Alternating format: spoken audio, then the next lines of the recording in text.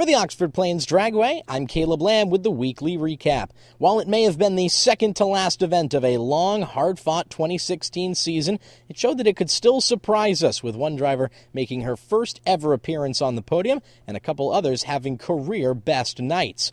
Leading off the event, sponsored by Amsoil, was, as always, Dial In for Dollars, and Ben Morrison took home a $300 check in his first week of competition at the track. He ran just 1/10,000th of a second off his dial-in of 7.6 seconds. It was a fantastic night, as it always seems to be, for Ron Child's Chevy. He started things off with a nostalgia victory over Steve Salo.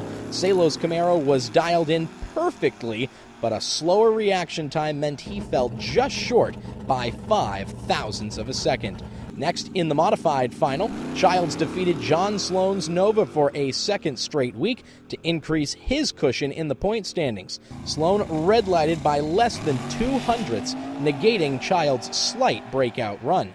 Finally, in the street class, Childs loaned his car to Al Graffam, who was without a vehicle.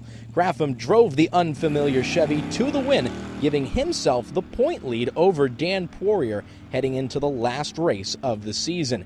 Finishing runner-up was Tricia Gagne, who had a fantastic evening, piloting her Mustang to a first-ever podium finish, including a run that had a perfect reaction time of 5:0:00. Next in top ET, Jim Thyng just missed out on a first-place trophy as he broke out by 9/10,000ths in the last round. That gave the win to Jeff Lafrinea's Generation X Duster, who has a good record of trophies this year in limited appearances.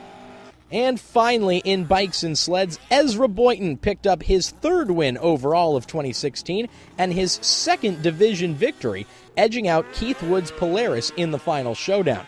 It was also a great night for Angel Jordan, who reached the semifinals in an excellent showing on her Smokin' Dave's Backyard Barbecue sponsored sled.